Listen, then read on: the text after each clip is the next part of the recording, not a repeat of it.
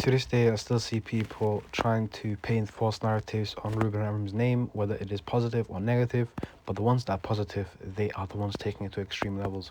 Because what good things has this guy actually done? I know people are trying to lie. They're trying to say he has never gone to a youth game when Michael Carrick has, but I know he has gone to games. But look, people are trying to credit Ruben Amorim for anything these days. They're so desperate to grasp at straws. For example, they're trying to credit Ruben Amorim for, the signings of Mateusz Cunha, Brian Mbeumo, Benjamin Sesko, Senne Lammens, and Patrick Dorgu.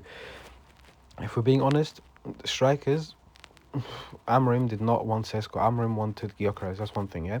Second thing, Sesko was more of a club signing anyway, because the club said, you know what, no, Sesko is more suitable, and Amorim, well, guess what? He doesn't have the veto. He doesn't have what Ten Hag had, where Ten Hag could say, I want this player and that player.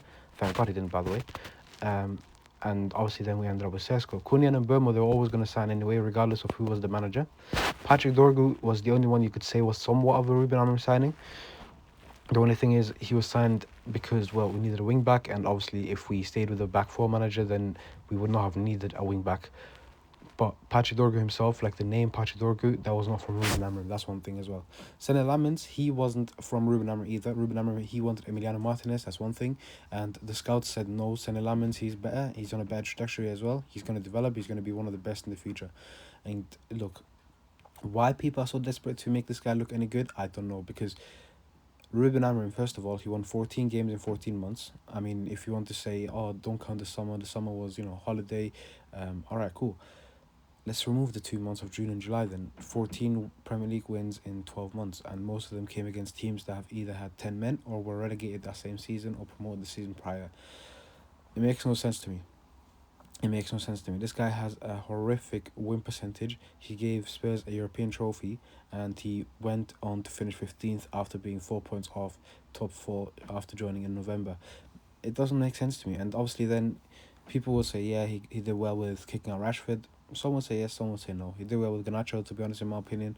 But one thing is Kobbie Mainoo. You know how crazy this is? This guy tried to kick out Kobbie Mainoo and bring in Conor Gallagher. You know how nasty that is? Like me personally, I was fine with Conor Gallagher coming in, but not fine with Kobbie Mainoo being replaced by Conor Gallagher.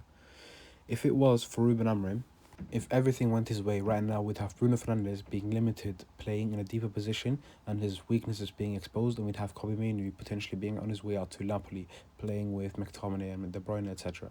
Look, I'm happy that he's gone. I don't understand why people tried to paint positive narratives around him, because this guy sucked at Man United. He was a poison. But yeah, what do you guys think? Let me know in the comment section below, and also don't forget to subscribe or follow whatever platform you're watching. And yeah, I'll see you guys on the next one.